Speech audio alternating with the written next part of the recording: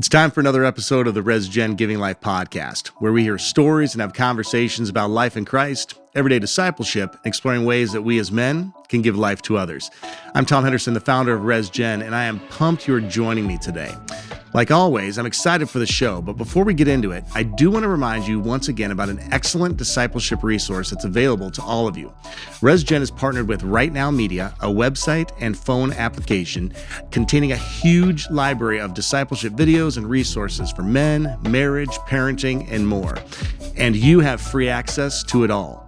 Seriously, there are literally thousands of video devotionals and Bible study series for you to use in your band of brothers meetings, with your families, and of course, personally. You can sign up for your free account by visiting resgen.org and clicking on the resources tab on top of the page. All right, let me introduce you to today's guests. And yes, I did say guests because I'm being joined by a father and son duo who I have known for over 30 years, Bernie and Nathan Schock. Bernie's a husband, father, grandfather, and author who's been teaching the Bible in various ways for over 40 years, while Nathan is a husband, father, and speaker who's the co-founder and president of FiveFour, a company that helps businesses grow by growing their people. On the show today, Bernie, Nathan, and I have a great conversation about a range of topics, including how Bernie has responded and dealt with his battle with Parkinson's disease, and what it has been like for Nathan to see his dad's health go downhill and not be able to do the things that they used to be able to do together. We also talk about scriptural promises we can cling to during challenging times, principles for parenting that can help shape the beliefs and values in our kids, and what it means to finish well in this life. I have a strong feeling that this is going to be a pretty cool episode. Here's my conversation with Bernie and Nathan Schock.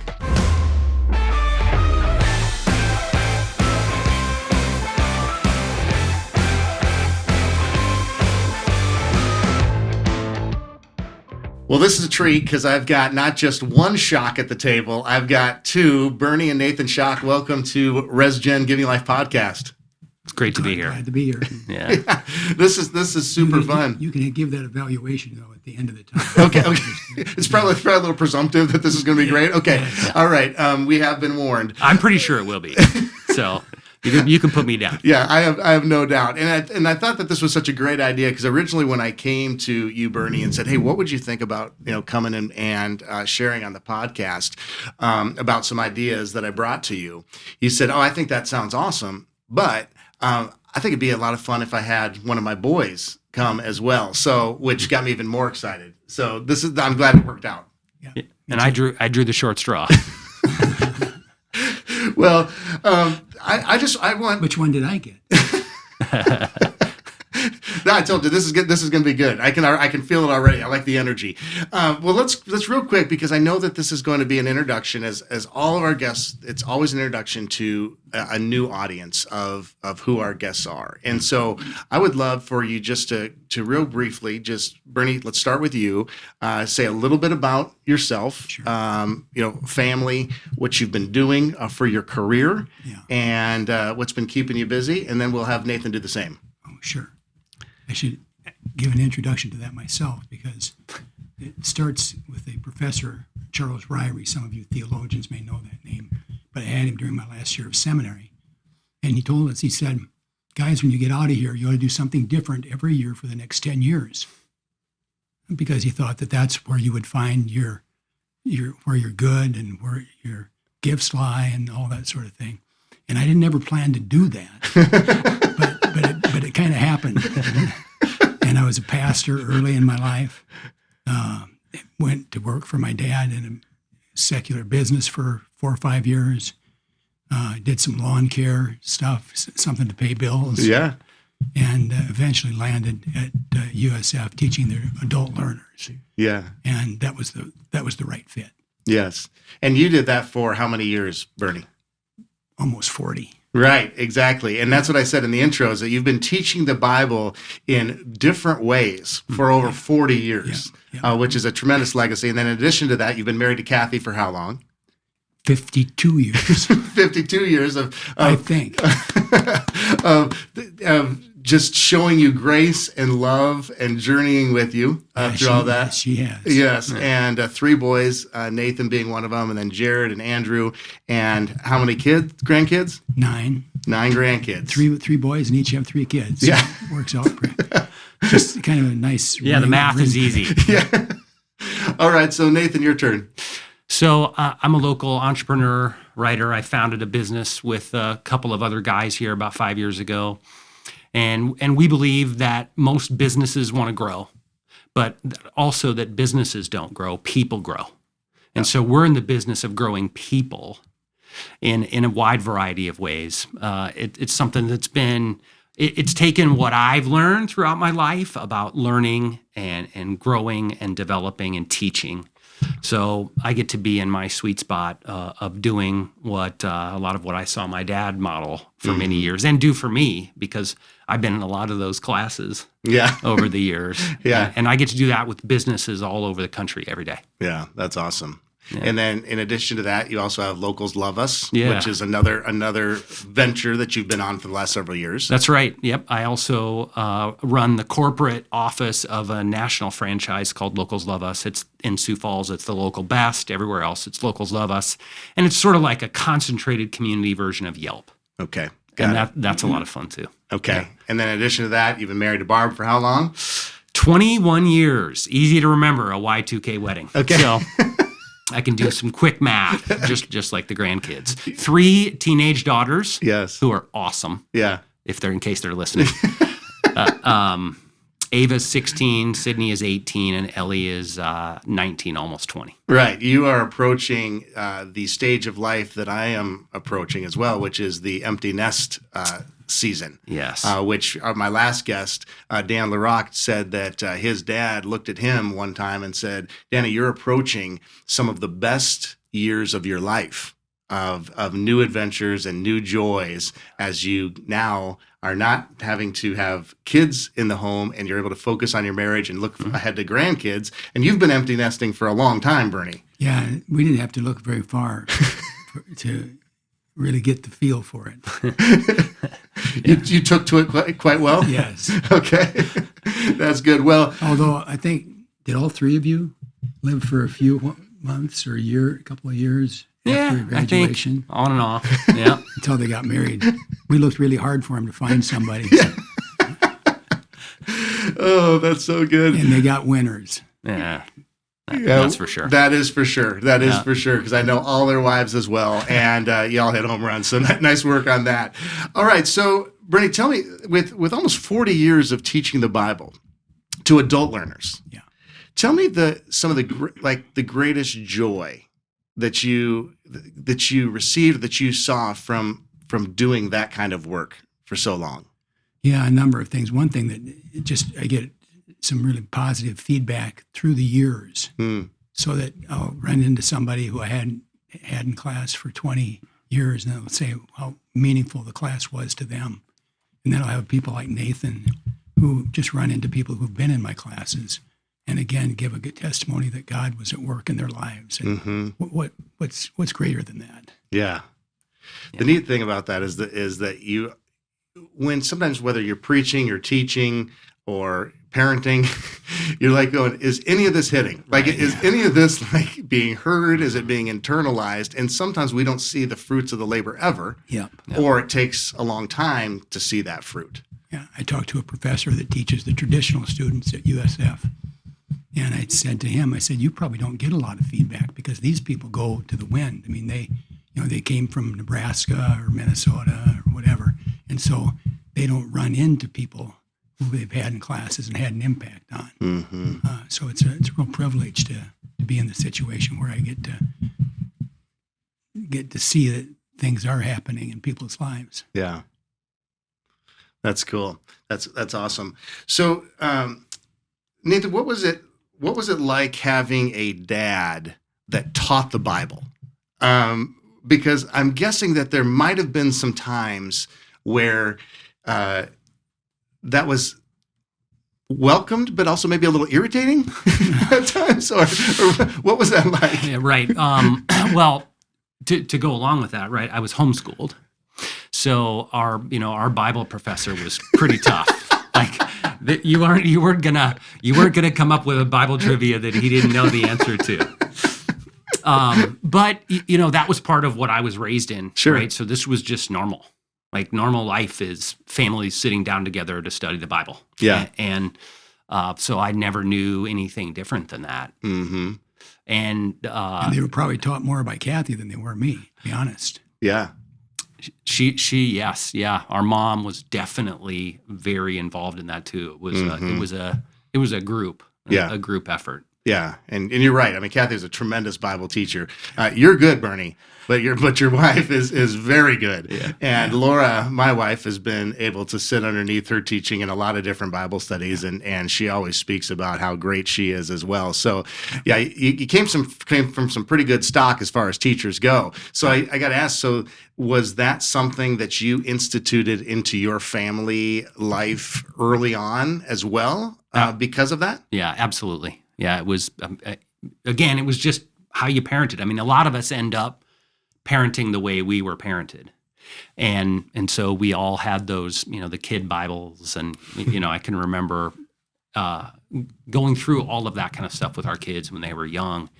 These days, of course, you have to fight for that time when they're in so many different activities and with friends.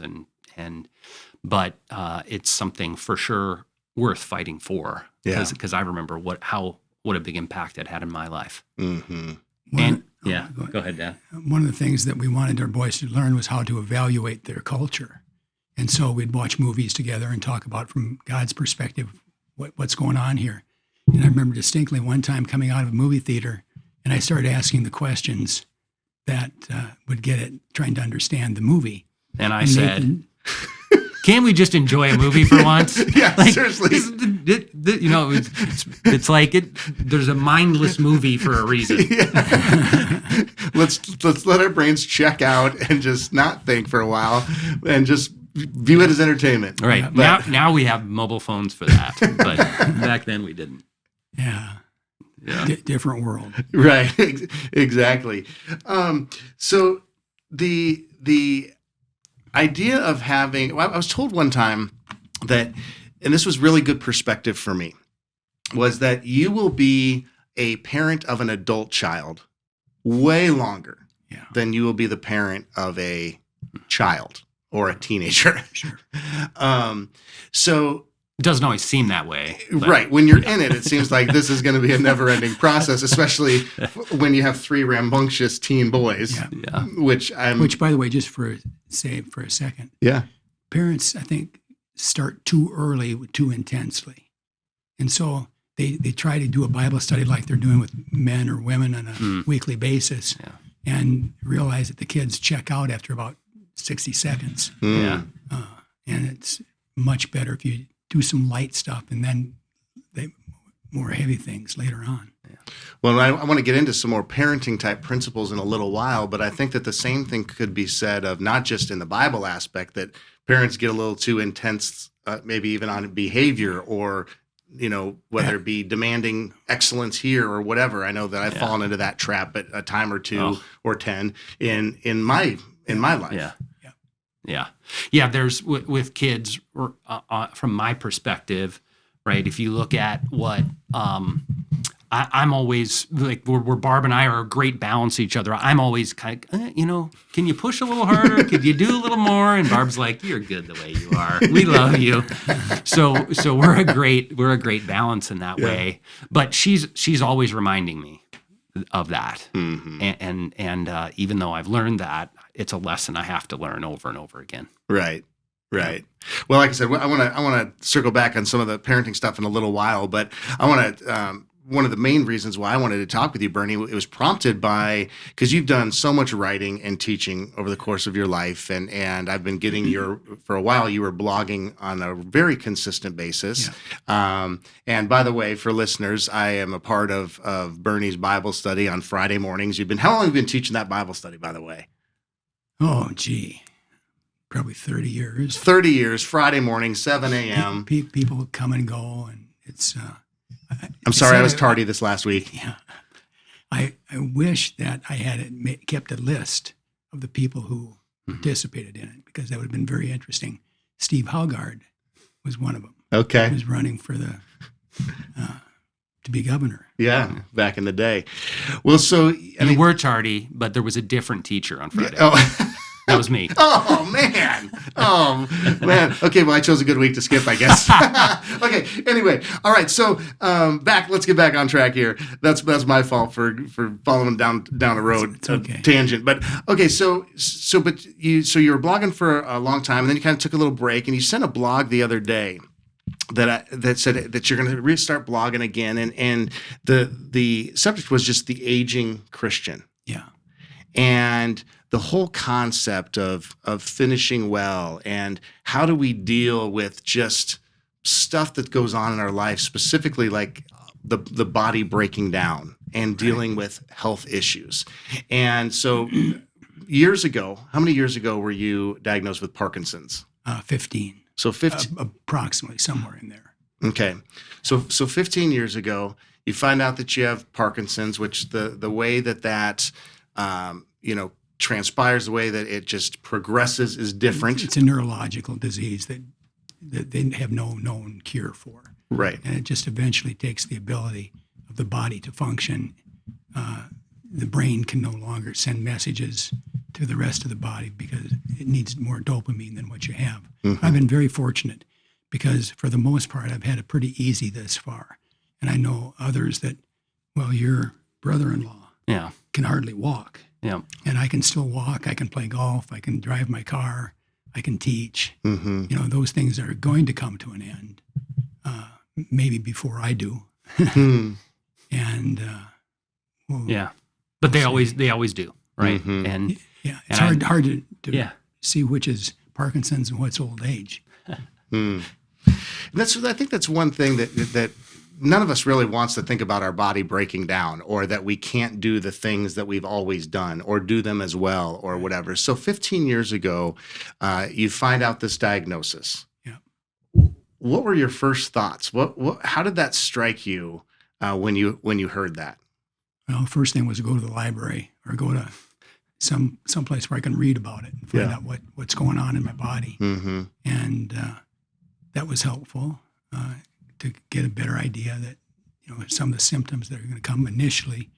I had just a very tiny tremor in my left side. Promptly at that, right at that time. Okay.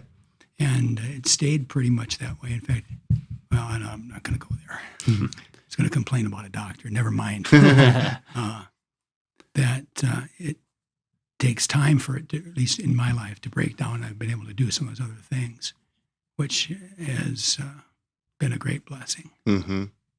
How about you, Nathan? Like so you hear that your dad has this Parkinson's, which probably sent you on a research, cycle as well, trying to find out how you can be helpful and all that. But what was your initial thought as you heard that? Yeah, it's a great question. So initially, it didn't seem bad, right? It seemed normal, and he was for years, so it was really easy to kind of forget.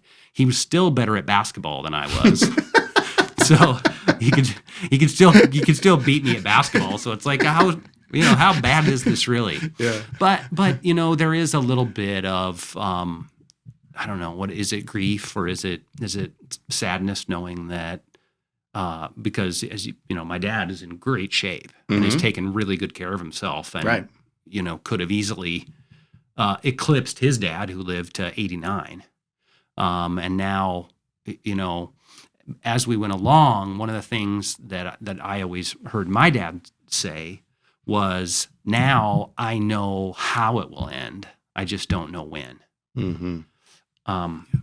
And so I would say a big part of what I have learned is just watching him react to it and see that, he's not wasting time on grieving or feeling sorry for himself. Or is there a part of that? Sure.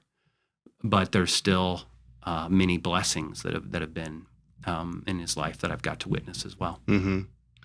And you continue to stay active. So when it would be easier to maybe say, okay, I need to hand this Bible study off, or I need to just say, man, I just need to relax more. Yeah. You're staying active and staying engaged in ministry. Where does that desire and that energy for that come from? I mean, we know it's the Lord, but Sure. But Yeah, I guess I go back to 30, 40 years ago when I was reading in the Old Testament about Solomon, and God asked him, what do you want?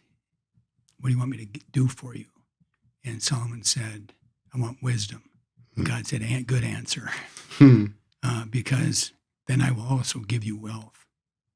And as I read that, I was moved to ask, Lord, what is it that you want from me?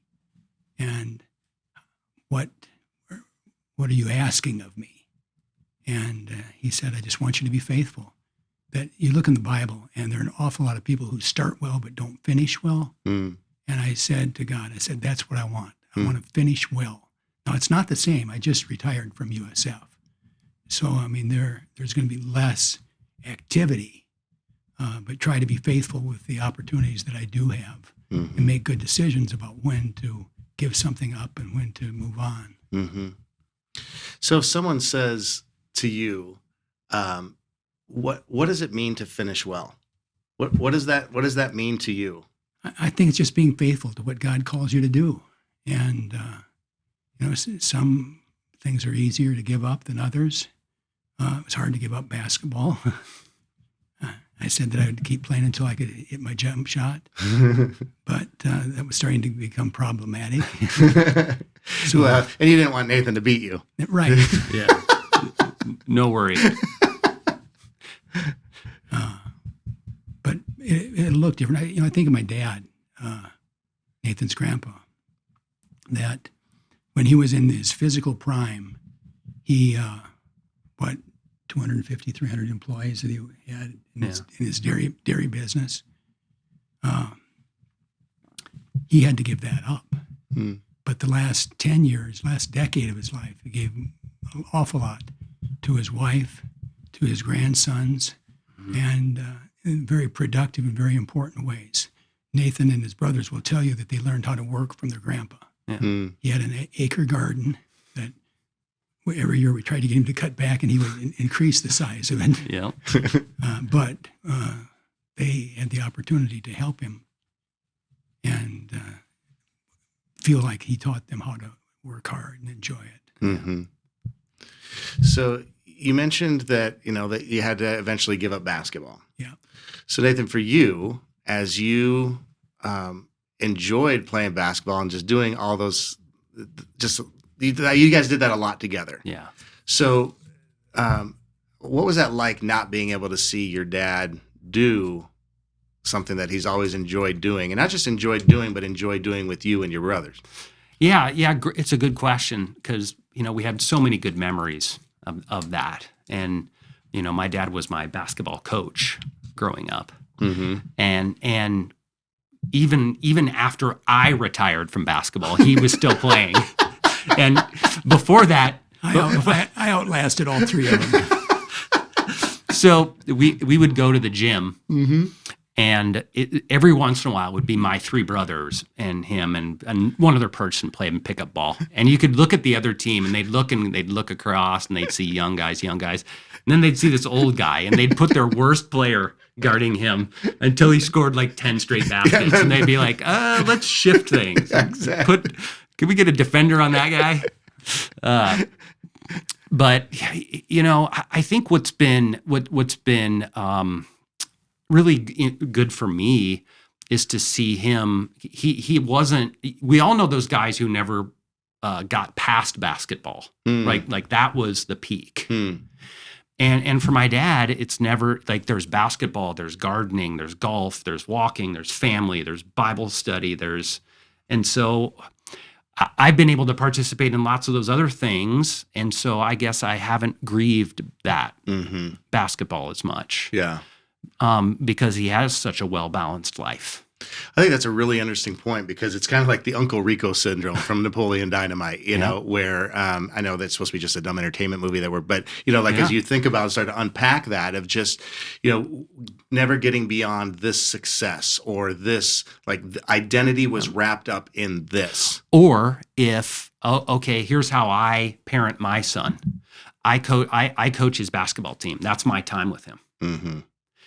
And if I don't go beyond that, then what happens when that goes away? What's the relationship? Yeah. And it has to be more than that. And so, you know, I've been participating in all that stuff, sometimes whether I want to or not, for a long time, and still helping garden, still helping lead that Friday morning Bible study. And so I think I've just seen him channel that into other areas of his life that are still productive. Mm-hmm. By the way, we've got to get our beet seeds in the ground today. Deal. You know, we got a job. It's pretty nice out today when we're recording this podcast too. This is the day to do it. So now I'm thinking about beet seeds. I lost my train of that thought for a second. I know that happens with you sometimes too, Bernie, that you lose your train of thought. So I don't feel too bad about that. But no, this is so good because, you know, I think of like as sons and just kids in general, you know, we like to have the thought that it's going to be health for our parents from till their last day. Mm-hmm. But we're not guaranteed that. We're not guaranteed the number of days that we get with any of our relationships, right? So, Nathan, what would you say is, if let's just say that someone is dealing with a kind of an ailing parent or something that is really difficult to go through, what advice would you give them as a child of a parent that maybe has something like a Parkinson's, or, you know, my stepdad had ALS and it was a 3-year battle for him, and you know, what advice would you give to someone that's maybe experiencing some of the same types of things? Well, let me I'll just give you the example that I was given by him with his dad, because he was there a lot and around and was present to just help take care of little things like plant beets, mow lawns, you know, do what it, because in my grandpa and his dad's end was cancer. And so again, we knew that it was that the time was coming. So I saw him be there, and I would say, tell him where you live. Yeah.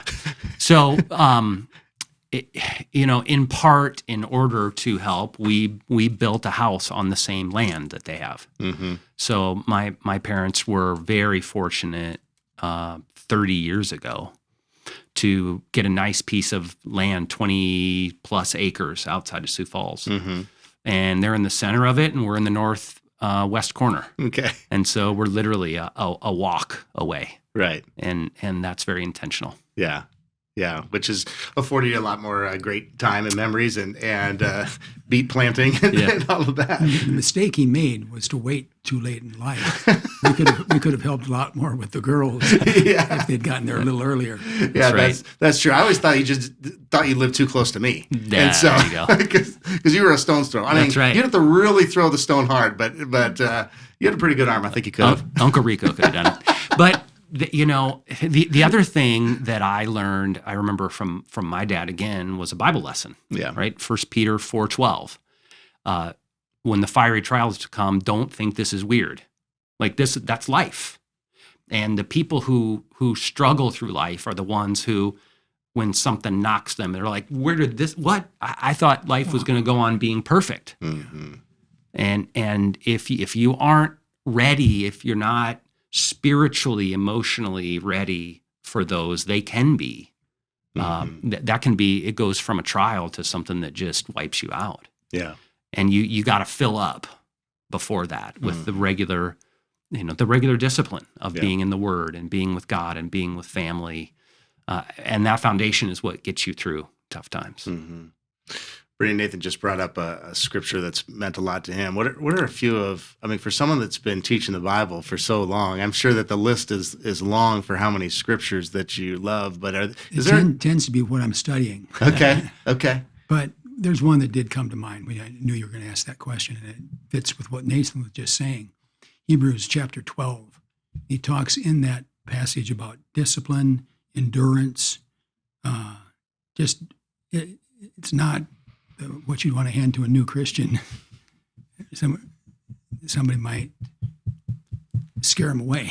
Yeah. No, but actually, I believe we probably should tell them about it, because they need to be prepared for difficult times. Yeah. There's no question that everybody's going to have those difficult times, and they can prepare for it by just knowing it's coming. Yeah. Yeah. I mean, what Jesus flat out tells us, right? In John 16, he says, look, you know what? In this world, you will have trouble. Well, it's not like you might. Look at his life. Yeah. Right. Yes. You want to be like Jesus? Okay. There you go. Yeah. Yeah. Which, I mean, that is the goal. I think a lot of times, so I'm glad that you said you want to be like Jesus, because that's the goal. Yeah.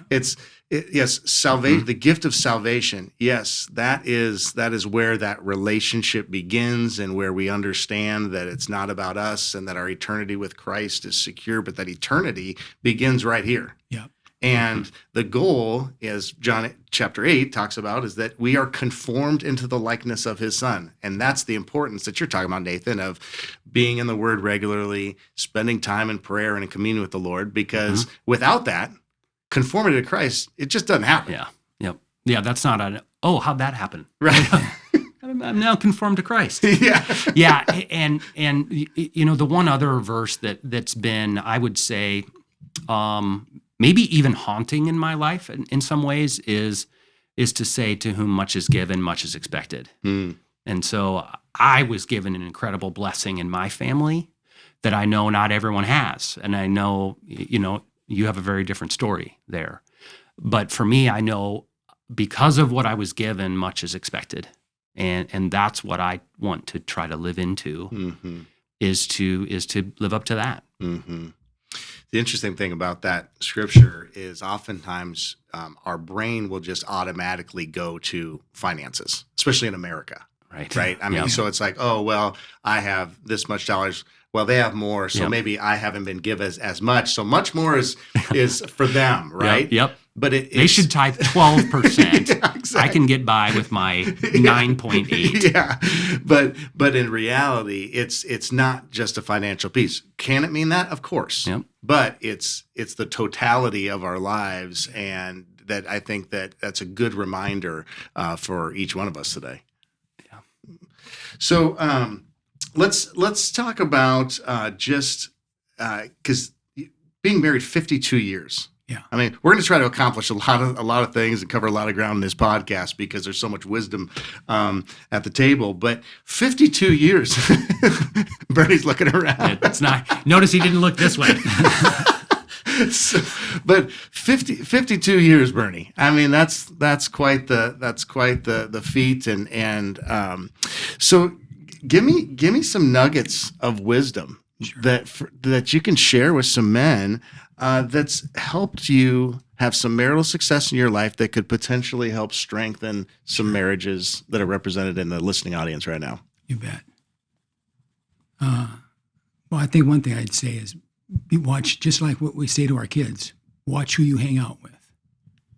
There are people who are modeling a good marriage, and I want those as my friends. I remember one time I was in an adult Sunday school class that I was not leading, which didn't happen very often. and one of the couples there said, "You're going to fight with your kids. Pick your fights carefully." Mm-hmm. And that truth has resonated for many years after that, as we realize, is a clean room really worth going to the mat on? And we decided there are things that we're just going to let go or have a lesser demand on them. And I think that helped us by getting that advice from others.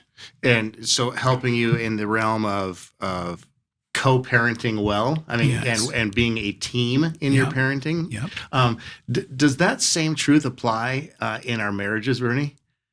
Because we're going to argue, we're going to have disagreements. So choose what it's a big deal and what's not. Yeah, I think so. fits a lot of relationships. Yeah. Yeah. I can remember early on too, from my dad, one of the things that he told me is early on is marriage is not 50-50. Mm-hmm. It's 100-100. Mm-hmm. And if you are going into a marriage because of what you want out of it, then that's not going to go very well. Yeah. Mm-hmm. That is, and in the Bible, Christ compares it to that relationship with Christ and the church. Mm-hmm. Well, again, we know how that relationship went. Yeah, he laid down his life for the church. Exactly. Right. Yeah. Yeah. I think another thing that helped us was that the D word was never spoken, never thought. Divorce was not an option. Mm-hmm. What Billy Graham's wife says, did you ever think about divorcing Billy? You know the answer. She says, no, but I thought about murdering. The D word, no. The M word occasionally could come up. And that's Billy Graham, by the way. I mean, who of us would ever just say that Billy had that kind of a... Yeah. There's hope for us all. Yeah, no kidding. We vacationed alone at least once a year, and time to get away from kids and responsibilities and just enjoy each other. And that takes intentionality for sure. Yes, especially in this day where like when you have active kids and your kids are a part of multiple things, and as well as I do, even just like your kid plays a sport, and now the expectations are so much higher as to how many practices they are. I mean, like when you and I, Nathan, were in school, I mean, you were in a sport, it was like you would have practice after school. Yep. Maybe you'd play some Y ball or something like that in addition to, but that was always in the off season. But it wasn't like you were taking camps all summer long and you weren't going to acceleration training and all this. And so it's easy to be so wrapped up in that stuff that your marriage begins to just become just drift. That you just begin to drift apart. Yep. You can start to believe that my kid's soccer trip is actually our family vacation. It's not. Yeah. Don't ask the other kids. Yeah. Well, to be honest, I have unfortunately made the decision of saying, hey, I'm speaking over here, so we'll just add our family vacation onto that, which seemed like a great idea because we were already there. Do you know who Ray Stedman always is? Does. No. Ray Stedman was a pastor out in the West Coast, really well known. And we were at a retreat with him one time, and I asked him if you had anything to do over again as a parent, what would you do? He said, I would take vacations and not do what you were saying. Well, I'm the lead speaker for the week-long studies, and I'll just do that, and then we'll vacation on the side. But he said, no, don't do that. Mm-hmm. Yeah, that intentional time together, both as a married couple, but then as a family as well.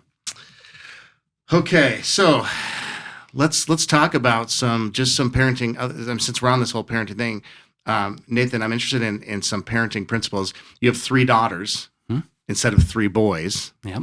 But in addition to just saying, okay, look, we want to be intentional about reading the Bible together or whatever. What are some other nuggets that you just brought from the way that your parents parented you that's been helpful for you, maybe specifically in the teen years? Because I think that's one of the most frustrating times for parents is those teen years where, there's this yearning for independence.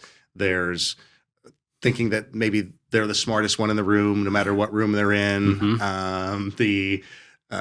Not wanting to necessarily be around. I mean, whatever. There's a lot of things, but there's a lot of great things about the teen years as well. Yeah. And so, but what are some of the things that maybe you learned from the way that your mom and dad did it that's been helpful for you? Sure. Yeah. I mean, it's hard to believe, but when I was a teenager, I thought my parents were probably the 2 dumbest people on the planet.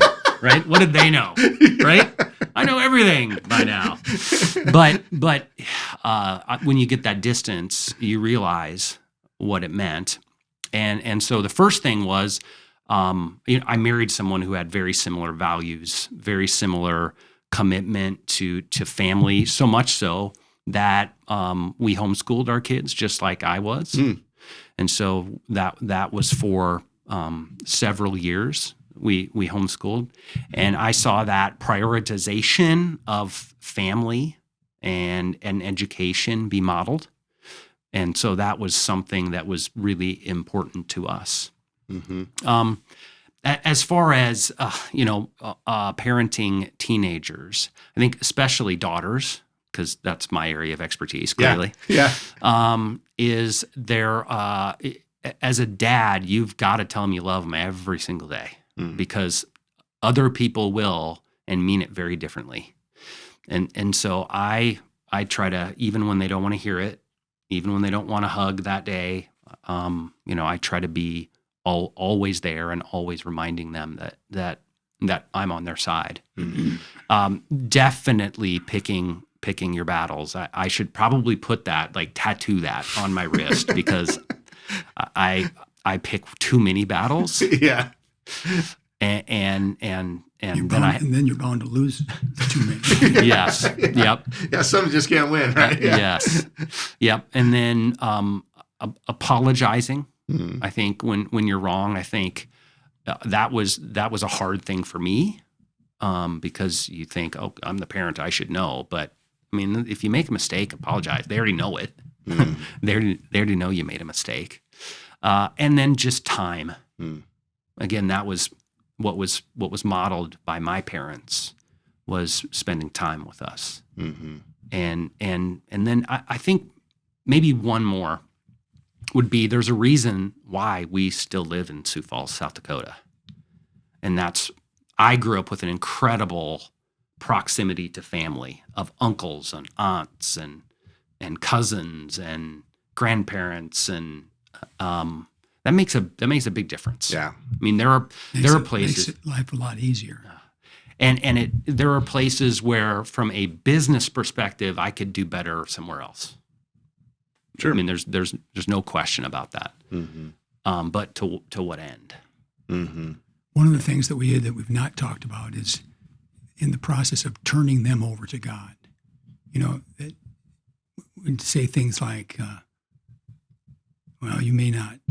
Oh, I've lost my train of thought here. I think I know where you're going with that. Go ahead, Dad. It is that as a parent, you can't control everything. Yeah. And you can't. You can do your best and let God do the rest. And let them make some of their decisions. Yes. One of our boys started gambling with his friends for money, and we didn't think much of that. It was me. Attempted to shut it down, being stern about it. So we said no. I gave him advice, which was that I did that as a kid, and it really hurt friendships. And there were 2 or 3 other things he said, but you're going to decide. This is your call. And they've got to get some practice in that before they leave home. Otherwise, they're going to get steamrolled by the culture. Yeah. The living here, the proximity to relationships and influential relationships makes me think about just some of the old research that you used to read about the influence of a grandparent on the life of a kid. And that's unfortunately just through circumstance and the way that our life has worked, that my boys have not had that experience for very long. Very, very limited when they were very little. And so we've already begun, you can call it brainwashing if you want, but heavily suggesting, basically weekly, that, boy, we sure do hope that we can have you near us and us near you so that we can be a part of your lives and your grandkids' lives. And so that goes back to the idea that I shared at the beginning of our time together, on that you'll be parents of adult children longer than your parents of children. And so that perspective is such a good perspective to think about it, because when you're in those years that seem so long, they're really so much shorter than you think. And when I first was introduced to that idea, you think about, okay, sometimes in those moments, you don't want to do anything that could hinder or damage the opportunity that you have to have a very solid adult parent relationship and friendship, because it does change. You still respect your dad. You'll listen to his wisdom. You'll go to him for advice. But at the same time, you're an adult man with your own kids and all of that. Yeah. And so it's much more of a peer-to-peer relationship. Yeah. Which is really, so how have you, it's a lot of fun. it is. So how have you been able to successfully grow that father-son peer-to-peer relationship? What are some things that you did there? And I know that there's some people that are listening that maybe they don't have that. And so maybe how can they Sure. maybe change some things so they can have that now? So I think maybe the easiest answer is just time, spending time together, and continuing to do that. I think, And that includes vacations at times. We vacation together. a lot. Yeah. Yep. Yeah. Our we go almost every winter. We spend a week together as a family. And for those that don't have that, it's hard. It's hard to. I mean, you can't generalize too totally. well. But when it comes to relationships, I think it's do you want to be right or do you want to be successful? And I think if you it was their fault that happened, so I'm going to wait till they call me. Well, okay, but that might not ever happen. So how do you reach out and try to repair some of those broken relationships? Or if that's not even available, it doesn't have to be family. Body of Christ. Yeah. Yeah. And we vacationed with other families when our kids were little. Our friends, the Moores, Yep. met us 2 or 3 different times, and they lived in Oregon, and we'd obviously lived here. We'd meet in the Black Hills and spend a week together, and it was really, really encouraging, I think, for everybody. Just like family. I mean, that's what we are. As Christians, we're a family. Yeah, that's a good word. That's a good word, because I think that we can often, you can look back and regret and figure, well, I don't have that, and I never can have that, Right. and it may not look exactly like what you hoped it would be, but that doesn't mean that you can't have that, because there is this family of God and the body of Christ. I think that's a really good word to share. So thanks for bringing that up. I think that's good. Well, we're about out of time. We're approaching the end of our time here, but I want to give you the opportunity just to talk about, so what has God been specifically speaking with you about? Nathan, I think about with you, and we've talked about, obviously, your dad's illness, your recent bout with cancer, and having to go through that, and then obviously you're very, very connected to a family in the Ukraine. So, and there's people that are going through all of their own challenges, and the things in their own world, and maybe this is not a challenging time for them, and this is really good. So, but that doesn't mean that God's not still speaking to us and all that. So, what has God been speaking with you about right now, and what are you hearing from Him? And then I want to hear the same thing from you, Bernie. Sure. Yeah. So I did recently go through the quickest cancer diagnosis and remission that maybe has ever occurred.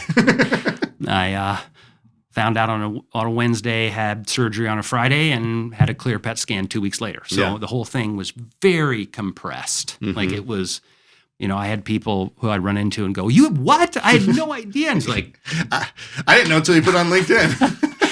I barely had time. I barely had time to tell family what was going on.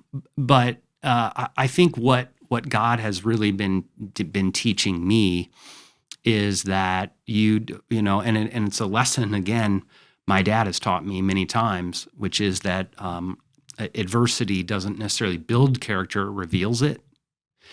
And so you, in order to be able to withstand adversity, you have to have some foundation that you're on. And again, to go back to that 1 Peter 4:12, it's gonna be bad. Bad things are going to happen. That's what life is. But the good news about that is, I've always said, everything you want in life is on the other side of hard. So we know that things are going to be hard. But like who's ever said, you know what, this marriage thing is so easy, it's awesome. I love this. This is so easy. Or this business, man, all I did was, put out the tip jar and it's full every single day. Yeah. It takes work. Right. And so I've been very conscious over the last couple of years of building really, really consistent habits, of being in the Word, of praying, of being with people who believe, and knowing because I'm going to need that. Mm-hmm. Yeah.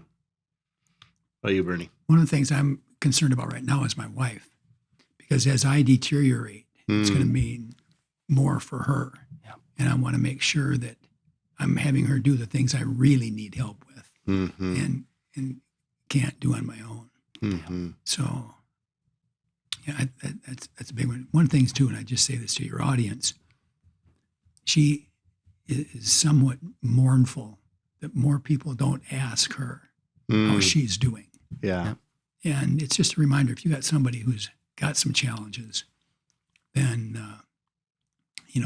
their caretakers need an arm around them and a hug and a kiss. And Yeah. That's a good reminder, because a lot of times the conversation can be, how are you doing, and all of that. Yeah. And how are you caring for, Kathy, and but how are you caring for your mom in that process is such an important piece as well. Yeah. And then is her support mechanism, is her family of God, is her family surrounding her the same way that they would be surrounding you. Yeah. Yeah. That's good encouragement. Well, how can guys connect with you? Like, let's just say that they've heard some stuff today and they either want to, connect with you more about some of this stuff or whatever. How can they best get a hold of you? Is it just through socials, or how would you like that to take place? Not for him. That's the hard way. Yeah. That's probably the best way for you, right? But yeah, not for your dad. Yeah. No, I use the basic things of text and email and that kind of thing. So BA Schock at Hotmail. Yeah. So that's probably the best way is if he recently upgraded from AOL. I was loving what's AOL? Yeah, when I got rid of all those discs that gave you like 2 free hours of internet and everything like that. So BA Schock at hotmail.com is your email, and that's probably the best way to connect with you. Sure. And I know you're going to start blogging again, and so that's a way that if you wanted to be put on Bernie's blog, a recipient list that they could just let you know via that email as well. Yep. And he's a gifted Bible teacher, but he's also a very gifted writer. And so there's always, and they're not super long. I mean, it's not like it's, an annoying, like multiple pages of emails and stuff. It's usually tight, succinct, and good unless you're going to change your mode of operation here. No? Okay. All right. Okay, good. Nathan, how about for you? How can people best connect with you? The best way is just to go to my site, nathanschock.com. And you can connect with me whatever way you want there. All options are available. Okay. Got it.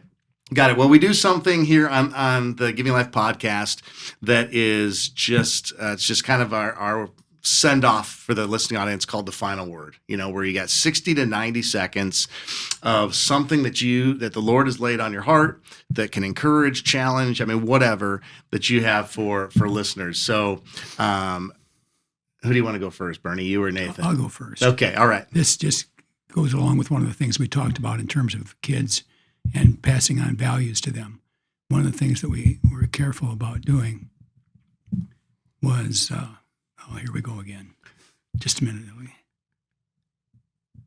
Nathan, you go first. Okay. Well, I'll get it back here in a second. And because of that, I'm going to switch mine. Okay. So, in terms of passing on values and wanting to keep my family in close proximity to my parents. So, just last week, my middle, Sydney, who's a senior in high school, trying to decide what she's going to do next year, made a decision, and she's going to go to YWAM. And so she's going to go spend a year with Youth for a Mission And I credit that to the foundation that was set by my parents years ago. Okay. Wow. That's awesome. I did not know that. I mean, I thought I just saw an announcement about that she was going to be going to USF or something like that. So Nope. So, She's going to take a year off Okay. between high school and college and go to YWAM. She's going to suffer yeah. through the She go to, like, training Hawaii? school in Hawaii. Yep. Hey, that the Lord will do some great things in her and through her, and then to be able to. And you took a gap year. Yep. And just a lot of maturity can take place. So then when you enter the college experience, Yes. Maybe you're a little bit more prepared. Right. So, I feel like with that gap year, I only really wasted probably my first year and a half. Is that true, Bernie? Sure. All right, Bernie, you got a final word for us? Well, the issue of values, and we talked to them about, again, being answerable to God. And we had a phrase that we would say, that get in conflict with somebody, God knows. And because we would talk about God knowing the positive, he sees the good things that you do, and he sees the bad things that you do. And I remember one time, I don't know whether it was Nathan or not, but they, two of the boys had a conflict with each other. And one of them was starting to explain his way and his viewpoint. And the other one looked over at him and said, God knows.